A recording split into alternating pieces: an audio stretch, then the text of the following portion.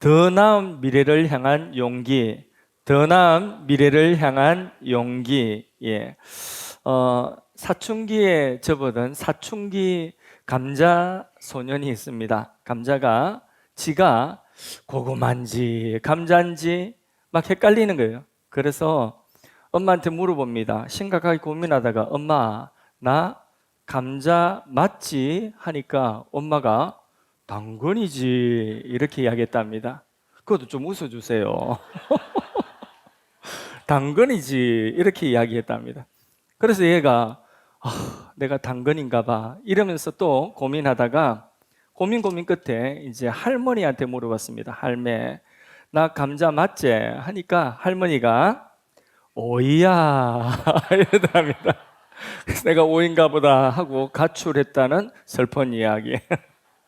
자신이 누군지 바로 아는 것은 매우 중요합니다. 심리학자 조셉이라고 하는 분과 또 헬이라고 하는 분이 두 분이 그 인간 연구를 하면서 인간 모델을 개발했는데, 그런데 사람을 잘 알기 위한 모델로 조하리 창이라고 하는 이론을 개발했습니다. 두 사람의 이름, 조셉과 헬리의 이름을 합성해서 이 이론의 이름을 조하리라고 하는 그런 이론으로 그래 만들었습니다. 저기 보이는 그림이죠. 저기 보면 열린 창이라고 하는 영역이 나오죠. 제일 밝은 영역. 여기는 자기 자신이 나도 알고 내 주위에 있는 사람도 나를 아는 내 모습입니다. 예를 들자면 장윤석, 그 사람은 하늘사랑의 교회 담임 목사지. 나도 알고 우리 주위에 있는 이웃들도 아는 내 모습입니다. 이거는 공개된 열린 창의 영역이죠. 사실 그런데 이게 전부인 줄 아는데 이것은 자신에 대한 빙산의 일각에 불과합니다. 그 밑에 숨겨진 창이라고 하는 것이 있죠. 근데 이거는 뭐냐면 다른 사람은 몰라요. 근데 나는 알아요.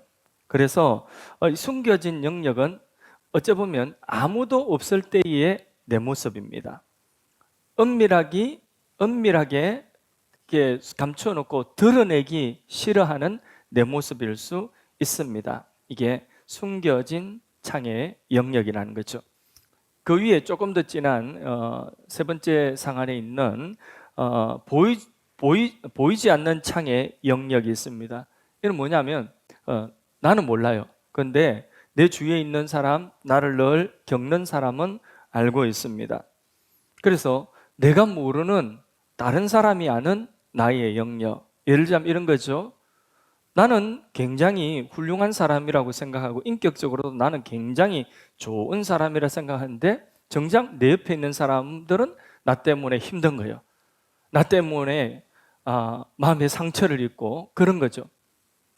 또 좀 더 쉽게 설명하자면 내 얼굴에 똥 묻히고 밥풀떼기 묻히고 그래 있으면서 자기만 모르는 거예요. 나를 보는 사람은 다 저 얼굴에 밥풀떼기 묻히고 있네, 똥 묻히고 있네, 껌정 묻히고 있네, 이렇게 다른 사람은 다 보는데 자기는 정작 몰라요. 자기는 훌륭한 사람인 줄 알고 밥풀떼기 묻히고 똥 묻히고 수껌댕이 묻히고 막 웃으면서 다니는 거죠. 그러니까 이건 누군가가 이야기해 줘야 되는 거죠. 정말 나를 위하고 나를 아껴주는 사람 같으면 네 얼굴에 수꼼댕이 묻어서 네 얼굴에 밥풀떼기 그거 저녁에 떼먹을래 이러면서 나를 위해서 이야기를 해줘야 되는데 그 이야기가 쉽지 않습니다. 그래서 누군가 나에게 그걸 이야기해 주지 않는다 하면 나는 평생 나를 고치지 못할 것입니다. 이게 뭐냐? 보이지 않는 창의 영역, 내 모습이라는 거죠. 그리고 제일 진한 저 영역, 네 번째 영역이 미지의 영역입니다. 나도 나에 대해서 잘 모르고 주위에 있는 사람들도 나에 대해서 잘 모르는 영역이 있습니다. 그런 내 모습이 있는 거죠. 그것은 누구만 알 수 있을까요? 그렇죠. 창조주, 나를 계획하시고 나를 지으신 하나님은 나의 그 미지의 영역까지도 알고 계신 거죠. 나는 별 보잘것없는 사람이야 이런데 하나님은 아니라는 거죠. 너를 향한 나의 놀라운 계획이 있다. 그것을 내가 이룰 계획을 가지고 있다. 너 안에 그런 잠재적인 나의 능력이 심겨져 있다. 그런 하나님만이 아는 미지의 또 영역이 있는 것입니다. 그래서 이 조아리 창의 이론의 결론은 뭐냐 하면 바로 이 자기 공개를 통해서 숨겨진 창에 있는 영역, 이 영역에 자기 자신을 이제 좀 더 공개해서 더 나은 미래로 나아가라, 용기를 내라, 그런 내용인 거죠.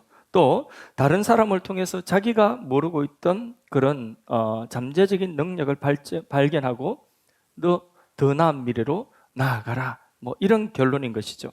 그러나 정작 우리가 정말 나를 잘 알 수 있는 것은 다른 사람이 나를 이야기해 주는 것보다, 내가 나를 생각하는 것보다 정말 나를 가장 잘 알려고 하면 어떻게 알 수가 있을까요? 바로 하나님이 나를 보여주실 때에 나를 가장 잘 알 수가 있습니다. 하나님은 내가 나를 아는 것보다 훨씬 더 나를 잘 알고 계시고 나의 전부를 하나님은 알고 계십니다. 왜냐하면 나를 설계하셨고 나를 지으신 창조주이시기 때문입니다. 따라서 나를 알고 싶으면 먼저 누구를 만나야 되죠? 누구 앞에 서야 되죠? 하나님 만나고 하나님 앞에 서야지 나를 바로 알 수 있습니다. 하나님을 모르는 삶, 하나님을 내 삶에서 밀어낸 그 사람은요, 자기 자신도 모르고 살아갈 수밖에 없습니다. 내가 어디서 와서 어디로 가며 무엇을 하며 살아야 되는지, 내 삶에 하나님의 계획은 무엇인지 그것을 알지 못하며 살다가 결국은 어느 순간 인생의 종말에 이르러서 자기가 알지 못하는 영원한 내세에 하나님의 심판이 있는지도 알지 못하고 그렇게 하나님의 심판대 앞에 서게 되는 것입니다. 그러므로 우리는 이 세상 살아가면서 하나님 앞에 서서 하나님이 나를 알려주시는 나의 모습을 보아야 하는 것입니다. 자, 오늘 시편 51편 한 부분을 읽었는데 시편 51편은 누구의 시냐면 다윗이라고 하는 사람의 시입니다. 그러면 성경의 다윗 스토리로 우리가 잠시 돌아가 봅니다. 다윗은 모든 전쟁에서 승리하고 이스라엘 왕이 되었습니다. 더 이상 직접 나가서 전쟁하지 않아도 될 만큼 왕국은 튼튼하게 깃털이 잡혀져 있습니다. 다윗은 이제 조금 지루해지기 시작했습니다. 삶이 권태로운 것이죠. 바쁘지도 않고 뭐 여유도 있고 그 지루함이 바로 죄의 모판이 된 것입니다. 죄지을 여유가 없이 바쁜 것 어쩌면 좋을 수 있습니다. 바쁘지 않고 게으르면 죄지을 유혹을 많이 받게 됩니다. 그래서 이런 격언이 있습니다. 게으른 손은 마귀의 작업장이다. 다윗은 바로 그 순간에 범죄하고 말았습니다. 다윗이 범죄하게 된 배경을 성경이 말씀하고 있는데 제가 말로 설교로 설명할 수도 있는데 본문으로 한번 읽어보도록 하겠습니다. 사무엘하 11장 1절에서 3절 말씀 합독하십니다. 그 해가 돌아와 왕들이 출전할 때가 되매 다윗이 요압과 그에게 있는 그의 부하들과 온 이스라엘 군대를 보내니 그들이 암몬 자손을 멸하고 랍바를 에워쌌고 다윗은 예루살렘에 그대로 있더라. 다윗이 예루살렘에 그대로 있다고 했죠. 왜 그대로 있으면 다 전쟁 나갔는데 자기가 안 나가도 될 만큼 장수와 군대가 있다는 것입니다. 그래서 자기는 그 왕궁에 여유롭게 있는 것입니다. 2절 다음 읽습니다. 저녁 때에 다윗이 그의 침상에서 일어나 왕궁 옥상에서 거닐다가 그곳에서 보니 한 여인이 목욕을 하는데 심히 아름다워 보이는지라 다윗이 사람을 보내 그 여인을 알아보게 하였더니 그가 아뢰되 그는 엘리암의 딸이요 햇사람 우리아의 아내 밧세바가 아니니까 하니. 자, 이 이후의 스토리는 아시죠? 결국 다윗은 범죄하게 되는 거죠. 여러분, 오후 5시까지 지금 입시철인데 입학 원서를 오늘 마감 날인데 넣어야 됩니다. 대학본부에 이 원서를 내야 되는데 4시에 전철을 타야지 5시까지 갈 수 있습니다. 지금 시간이 3시 50분입니다. 그러면 뭐 하고 있겠습니까? 지금 뭐 하고 있겠습니까? 빨리 달려가야 되죠. 전철 안 놓치려면. 그때는 빨리 달려가요. 이때에 뭐 핸드폰 게임을 한다든지 페북을 한다든지 친구하고 한담을 하고 있다든지 그럴 수는 없는 거죠. 지금은 빨리 달려가야 되는 것입니다. 그래야지 1년 꿀지를 않는 것입니다. 그러나 자, 이런 상황을 생각해 보세요. 합격자 발표가 났습니다. 당신 합격이다 하고 발표가 났습니다. 첫째 날은 너무 기뻤어요. 자, 둘째 날 이틀 지나고 3일째 되었습니다. 그러면 뭐 하고 있겠습니까? 여러분 같으면 예, 오, 기도, 예, 기도, 예. 근데 여기는 기도랬는데 여기는 예, 예, 모두가 쉬고 싶다. 좀 한가하게 좀 여유를 누리고 그동안 못 놀았던 거 좀 놀고 싶다. 이런 마음들이 앞서기가 쉽습니다. 맞습니다. 그렇게 유혹을 받기가 쉬운 것입니다. 거룩한 목표를 품고 달려가지 아니하면 제약된 습관에 넘어지고 유혹받기가 쉬운 것입니다. 다윗은 잠시 그 여유가 있을 때에 바로 범죄하고 말았습니다. 제가 주는 즐거움은 잠깐이었지만 고통은 굉장히 힘든 것이었습니다. 다윗은 일단 이 죄를 숨기려고 하였습니다. 숨기려고 하다가 자기 힘으로 자기 권세로 숨기려고 하다가 그 이후의 결과는 어땠습니까? 숨겼습니까? 오히려 더 큰 죄를 범하고 말았죠. 한번 생각해 보세요. 자, 그가 본 그 아내는 바로 자기 충성스러운 신하의 아내였습니다. 그 아내를 자기 충성스러운 신하의 아내를 범한 것도 그것도 참 말도 안 되는 이야기지만은 그러나 더 나아가서 그 충성스러운 신하를 자기 죄를 가리기 위해서 또 죽였습니다. 말도 안 되는 이야기죠, 그죠? 그런데 이런 이야기를 보면서 우리는 자고 일어나면 어떤 유명한 사람이나 우리 주위에 있는 사람들이 누가 그런 죄를 지었대 하면 우리는 놀라죠. 아니, 어떻게 그럴 수 있어? 라고 놀랍니다. 그런데 놀랄 것 없습니다. 인간은 누구나 다 그런 죄의 본성을 가지고 있습니다. 내가 다윗의 입장, 그 형편에 바로 그 자리에 서 있으면 나도 장담하지 못하는 것입니다. 그래서 누가 무슨 죄를 지었대 하면 놀랄 필요 없습니다. 인간이기 때문에 그런 죄를 짓게 될 수밖에 없습니다. 유혹을 이기지 못하는 인간인 것입니다. 근데 진짜 놀라야 되는 건 뭐냐 하면 오히려 어떤 사람이 그런 죄 가운데 그런 죄를 범하였다 할지라도 자기 죄를 진실되게 하나님 앞에 자백하고 자기 죄를 인정하고 자백할 때에 그 용기가 오히려 더 놀라운 것입니다. 고 한경직 목사님이라고 하는 분이 계십니다. 통합 측의 어른이시고 지금 천국 가셨지만은 그러나 한국 교회를 대표하는 인물이셨습니다. 이분이 종교계의 노벨상이라고 할 수 있는 템플상을 수상하였습니다.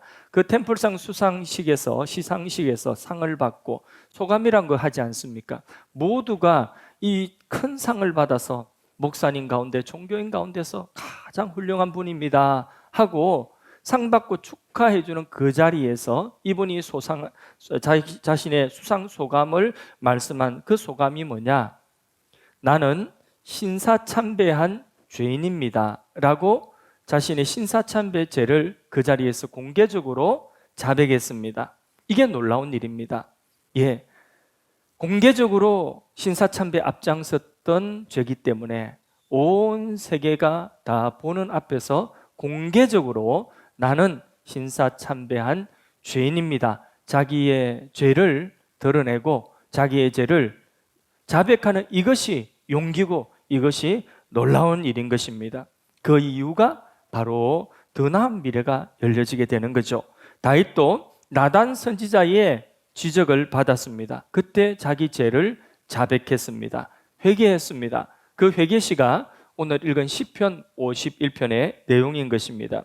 다윗은 자신의 삶에 꽁꽁 숨겨두고 감추어두고 싶었던 그 숨겨놓은 그 영역을 이제 공개적인 영역으로 그렇게 드러내고 자기 죄를 자백했던 것입니다. 조아리창의 이론을 통하여 보면 피드백과 자기 공개를 통해서 미지의 영역에 닫힌 창이 열려지게 되는 것입니다. 더 나아가서 다윗은 하나님의 긍휼을 구합니다. 시편 51편 그 앞부분 읽어봅니다. 3절에서 5절 말씀을 읽어보겠습니다. 읽습니다. 물은 나는 내 죄가를 아오니 내 죄가 항상 내 앞에 있나이다. 내가 주께만 범죄하여 주의 목전에서 악을 행하였사오니 주께서 말씀하실 때에 어려우시다 하고 주께서 심판하실 때에 순전하시다 하리이다. 내가 죄악 중에 출생하였으며 어머니가 죄 중에 나를 잉태하였나이다. 나는 죄인이라는 고백입니다. 다윗은 사실 이 한 번의 죄로 그동안 쌓아놓았던 모든 업적이 한순간에 무너질 수밖에 없습니다. 그때에 자기 자신이 바로 그런 벼랑 끝에 서 있다는 것을 그는 보게 되었습니다. 자기가 비참한 자요, 어머니의 모태에서부터 나는 죄인이라는 것을 본인이 그 자기의 죄인됨을 절절하게 보았을 때에, 자기의 비참함과 자기의 그 천함을 보았을 때에, 그때에 또 다른 것이 하나 보이는 거죠. 그동안 볼 수 없었던 밧줄 하나가 내려와 있는 것을 봅니다. 그 밧줄이 뭐냐? 바로 하나님의 긍휼입니다. 하나님의 긍휼만을 의지하게 된 것입니다. 하나님의 긍휼도 의지하는 것이 아니라 하나님의 긍휼만을 이때부터 의지하게 되는 것입니다. 바로 거기서부터 회복은 시작되는 것입니다. 그래서요, 시편 51편 17절 이 말씀 우리 한 주간 마음속에 새기고 우리 자신의 거울로, 우리의 마음으로 그렇게 이 마음 갖도록 우리 한번 이 말씀을 다시 한번 읽어보도록 하겠습니다. 하나님께서 구하시는 제사는 상한 심령이라. 하나님이여, 상하고 통회하는 마음을 주께서. 왜 이렇게 상하고 통회하는 마음을 가지냐면 다윗은 자기 스스로를 고치지 못한다는 것을 알았습니다. 자기가 범죄한 범죄, 이 물과 같습니다. 엎드러진 물을 다시 주워 담을 수가 없습니다. 인간이 범한 죄도 스스로 주워 담을 수 없습니다. 돌이킬 수 없습니다. 후회해도 발버둥치도 안 되는 것입니다. 우리도 그렇습니다. 또 인간이 스스로 뭔가 노력하고 스스로 뭔가 열심히 수고하였지만은 해도 상황이 더 악화해지고 내가 원치 않은 결과, 내 한계의 벽 앞에서 내가 이제 도무지 더 이상 아무것도 내 힘으로는 할 수 없다 하는 그런 한계 상황에 이를 때가 있습니다. 그 한계 상황을 스스로 극복할 수가 없습니다. 우리는 그런 존재인 것입니다. 비참하죠. 그런데 바로 그 자리에서 우리는 밧줄 하나를 볼 수 있습니다. 하나님의 긍휼의 밧줄인 것입니다. 이제는 이것도 보이고 저것도 보이죠. 이제는 하나님의 긍휼만이 보여지는 것입니다. 그때부터 하나님의 은혜가 회복이 시작되는 것입니다. 그때부터 더 나은 미래에 한 발자국 더 나아갈 수가 있는 것입니다. 우리가 시편에 은혜로운 시들이 정말 주옥 같은 시들이 많이 나오는데 이 시편에 많은 아름다운 시들이 다 어디서 나왔느냐? 그 시편 속에는 고통과 실패의 경험에서 나온 눈물, 그 눈물의 결과물이 바로 이 주옥 같은 시편들인 것입니다. 상처가 나오면 그 상처가 별이 된다는 이야기가 있지 않습니까? 더 강해지고 더 귀한 자가 되는 것입니다. 학생이 시험 기간이 되면 막 스트레스를 받아요. 고3 수험생들 얼마나 스트레스를 받겠습니까? 다 그런 거는 아니죠, 그렇죠? 우리 집의 아이는 안 그렇습니다. 도대체 왜 그런지 모르겠어요. 그 집의 아이는 예외라서 그렇습니다.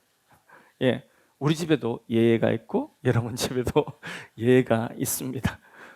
어른들은 적어도 성년이 되면 이제는 1년에 한 번씩은 금진을 받게 되죠. 몸이 안 좋을 때 그 금진을 받는 것이 부담스럽습니다.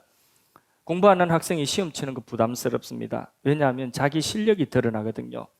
금진 받는 거 자기 몸 관리 안 한 사람은요, 뭔가 몸에 이상이 있을까 싶어서 금진 받고 시험 치는 거 싫어합니다. 그런데 그거 시험 쳐야지 졸업도 하고 입학도 할 수 있습니다. 검진 받아야지 병을 발견하고 치료도 할 수가 있습니다. 우리의 영혼의 문제도 마찬가지입니다. 죄도요, 그냥 우리가 직면하기 싫다고 못 본 척하고 그냥 지나가면, 세월 지나면 없어지는 것이 아닙니다. 오히려 그 죄는 더 커가게 되는 것입니다. 살면서 내가 누구인지, 죄가 무엇인지 우리는 반드시 직면하고 발견해야 되는 것입니다. 아, 나는 아무것도 아니구나. 그거를 반드시 직면하고 발견할 때가 오는 것입니다. 그런 기회가 없다고 한다면 그 사람은 불행합니다. 그냥 자기를 모르고 살다가 그렇게 하나님 심판대 앞에 설 수밖에 없는 것입니다. 여러분, 죄는 시시한 것이 아닙니다. 죄는 생과 사를 가르는 것입니다. 하나님의 심판대 앞에 서면 그 죄 때문에 우리는 영원한 죄에 대한 형벌을 받게 되는 것입니다. 거울만 보지 마시고 외모만 가꾸지 마시고 자기 영혼의 거울도 볼 수 있기를 원합니다. 자기 영혼의 거울, 자기 영혼을 비춰보는 거죠. 여러분, 지금 다윗의 시대는 성경 말씀이라고 해서 오늘처럼 이렇게 완성된 성경이 없어요. 그래서 하나님께서 선지자를 통해서 말씀하십니다. 다윗에게 나단이라고 하는 선지자가 가서 그걸 보여주는 거죠. 하나님 말씀으로 쭉 보여주는 거죠. 자, 여기 나온 그 사람 보세요. 이 사람 발 보세요. 다윗이 보니까 아이고 더러워 죽겠네. 이 사람 손 보세요. 아이고 손에 피가 묻었네. 아이고 어떻게 그런 짓을 할 수 있지? 이 사람 속에 있는 거 보세요. 아이고 더러워라. 다 보는데, 자 그럼 마지막으로 얼굴을 보세요 하고 보니까 누구예요? 바로 다윗 자신입니다. 거울로 보여준 거죠. 그때 다윗은 자기 가슴을 치면서 바로 이 모습이 내 모습이구나 하고 내가 죽을 죄인입니다 하고 자복하는 것이죠. 오늘 우리는요, 누가 나에게 그런 말 해주기가 쉽지 않습니다. 이 다윗은 권력자거든요. 권력을 가진 사람이, 칼을 가진 사람이에요. 선지자는 칼도 없어요, 힘도 없어요. 이 말에다 죽을 수 있습니다. 근데 용기 있게 이야기했죠. 그 하나님의 말씀 앞에 자신을 비추어서 내가 죽을 죄인입니다 했는데, 사실 우리 주위에는 이런 말을 해줄 사람이 잘 없습니다. 부모라도 자기 자식이 아이고 저렇게 농땡이 피우고 있으면, 그러면 장래가 보이는데 이러면 부모는 답답하죠, 그죠? 아이고 이렇게 하면 조금 더 나을 텐데 그 장래가 보이니까 부모는 답답하죠. 그래서 아이한테 큰맘 먹고 이야기해 주죠. 앉아봐라. 이야기하면 애들이 좋아합니까? 싫어합니까?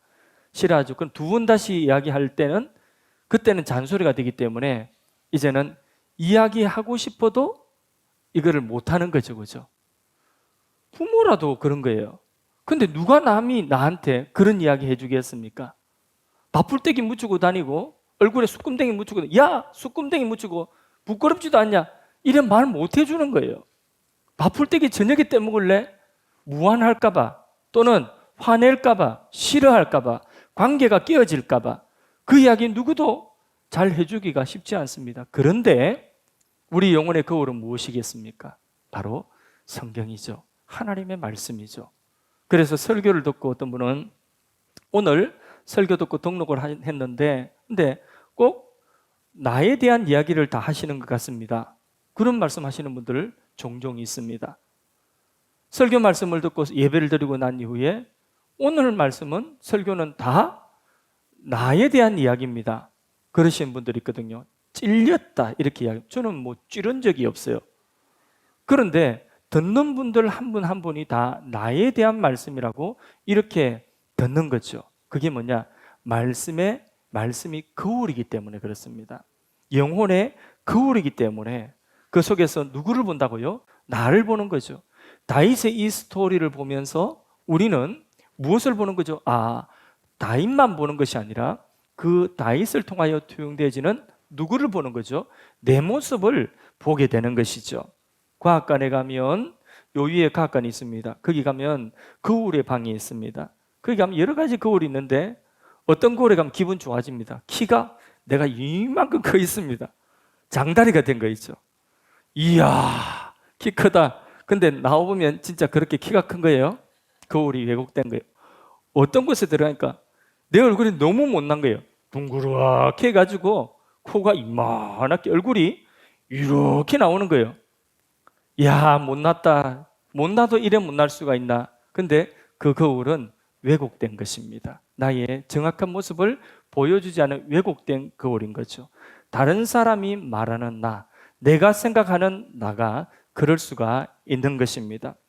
내가 장다리처럼 우와 나 대단해, 나 키가 이렇게 큰, 나 이 훌륭한 사람이야, 나 멋진 사람이야, 나 성공한 사람이야, 이렇게 다른 사람이 말하고 내가 생각하는 내가 잘못된 거울에 비춰본 나일 수가 있는 것입니다. 또 야, 네 그거밖에 안 돼, 너 못난 놈, 너는 아무것도 못해, 너 누구하고 저 사람 봐봐, 네가 거기 발끝이라도 쫓아갈 것 같아. 네 힘써도 안 돼. 네 아무리 너 평생 노력해도 저 사람 못 따라가. 그래, 네 포기해야 돼. 네 못하는 사람이야. 바로 그 모습도 뭐라고요? 그 모습도 왜곡된 내 모습일 수가 있습니다. 그러나 성경의 거울은 정확한 것입니다. 그래서 우리 하나님 말씀 앞에 나를 비춰봐야 되는 거죠. 누구나 자신의 죄라고 하는 것은 숨기고 감추고 싶어 하는 것입니다. 그것은 어쩔 수 없어요. 우리 할아버지가 아담이기 때문에 죄짓고 자꾸 숨기고 감추려고 하는 그런 본성이 우리에게도 있는 것입니다. 근데 문제는 그거 감추어 놓고 있으면 그게 죽음이에요. 이거는 생명과 죽음의 문제예요. 죄의 문제는. 죄를 지을 때 우리는 죽는 거예요. 근데 하나님은 우리를 다시 살리기를 원하시는 거지. 죄 가운데 있는 자들 구원하기를 원하시는 거지. 결론부터 말씀드리면 그냥 성경의 결론은 뭐냐? 성경의 결론은 주 예수를 믿고 죄를 자백하고 주 예수를 믿으면 우리는 죄로 인하여 죽었던 자리에 살아난다는 것입니다. 영생을 얻는다는 것입니다. 용서받는다는 것입니다. 여러분, 다윗은 나단 선지자가 전한 하나님 말씀을 듣고 죄를 숨기지 않고 드러내고 자백했습니다.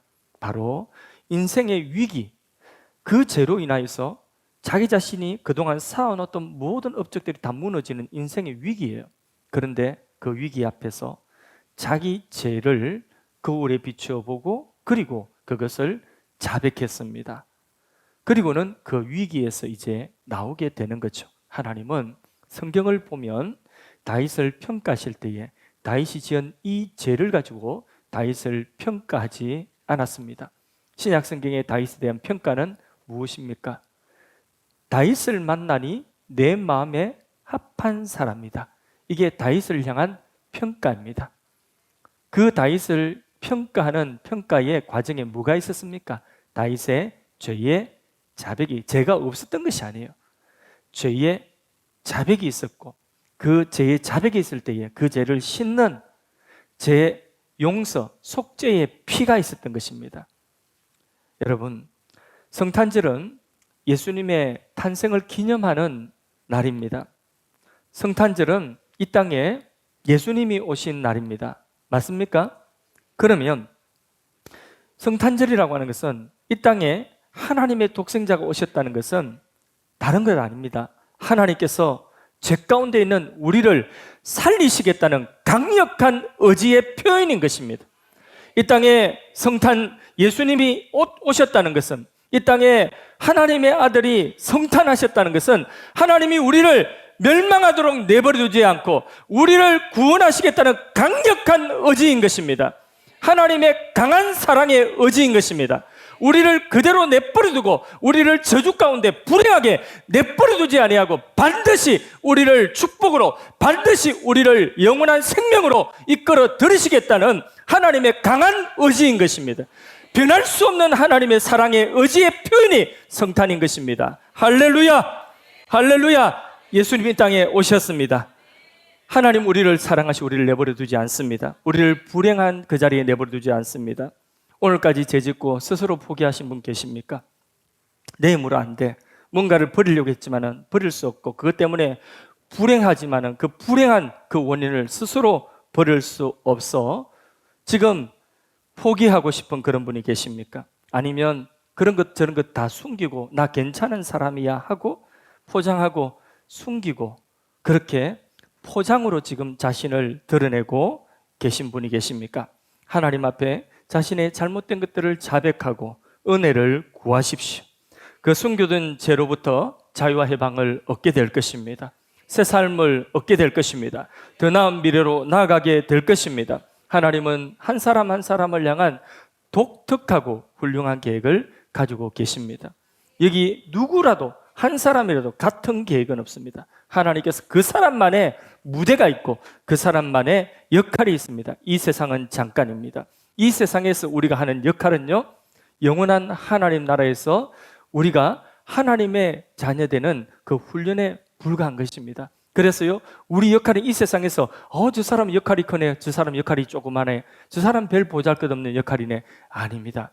이 세상에 보이는 눈은 그렇지만은 바로 그 역할을 통해서 하나님 나라에서 우리가 누릴 영광과 그 축복과 영원한 생명은 누구에게나 그것은 다 크고 작음이 없습니다. 하나님이 우리에게 주신 그 역할만 우리는 잘 감당하면 되는 것입니다. 이제 한 해가 저물어져 갑니다. 하나님께서 우리 한 사람 한 사람, 그리고 여러분의 가정, 과거에 머물러 있기를 원치 않습니다. 더 나은 미래로 나아가기를 하나님은 원하십니다. 하나님께서는 우리 교회를 교회적으로 여기 2020년도에 입당하고 그 기점으로 하나님 엄청난 은혜를 또 부어주셨고, 그리고 복을 부어주셨습니다. 우리는 이 자리에 여유 있게 그렇게 우리가 여유 있어, 저는 그렇게 결코 생각하지 않습니다. 확신합니다. 이제부터 시작인 것입니다. 우리 교회도 이제부터 하나님의 더 크고 놀라운 계획들을 이 기반 위에 펼쳐 나가실 것입니다. 확신합니다. 한 해가 저물어져 갑니다. 묵은 때를 그대로 가지고 새해를 맞이하면 해만 새해지 나는 여전히 옛사람입니다. 우리에게 필요한 것은 무엇이겠습니까? 개인적으로든 여러분 가정적으로든 우리 공동체적으로든 또 우리 이 나라 민족, 나라가 지금 얼마나 혼란스럽습니까? 리더십이 부재된 상태. 이 위기의 상황 속에서 이 나라가 이 위기를 극복하고 더 나은 미래로 나아가려고 하면 이 나라도 용기가 필요한 것이고, 그리고 우리의 모든 삶에도 용기가 필요한 것입니다. 혹시 숨기고 포장하고 있는 끝풀 속에 은밀한 것들이 있다면, 버리지 못한 것들이 있다면, 이것이 나의 불행인 것을 알며도 그것을 내 힘으로 안 되는 것이 있다면 하나님 앞에 자백하십시오. 어떻게 해요? 다윗이 가졌던 심정으로. 어떤 심정요? 오늘 본문 다시 한번 읽어보시고 한 주 내내 이 말씀을 묵상하십시오. 같이 읽습니다. 하나님께서 구하시는 제사는 상한 심령이라. 하나님이여 상하고 통회하는 마음을 주께서 멸시하지 아니하시리다. 다윗이 이 고백을 하면서 웃으면서 고백했겠습니까? 껌 씹으면서 고백했겠습니까? 커피 마시며 여유롭게 고백했겠습니까? 어떻게 고백했겠습니까? 성경에 나와요. 눈물로 침상을 적셨다고 했어요. 금요 기도회 때에 눈물의 기도, 우리가 기도할 때에 나 자신을 바라보고 나의 비참함을 바라보고 다른 길 없음을, 그것을 발견하고 하나님의 긍휼을 구할 때에는 상한 심령이 되는 것입니다. 여러분 기도하면서 언제 마지막 그렇게 눈물 흘려보셨습니까? 그것은 하늘이 주는 은사입니다. 그 눈물은 하늘이 주는 은사입니다. 선물입니다. 눈물의 선물. 하나님이 내 삶에 더 나은 미래로 나아가도록 하는 눈물의 선물입니다.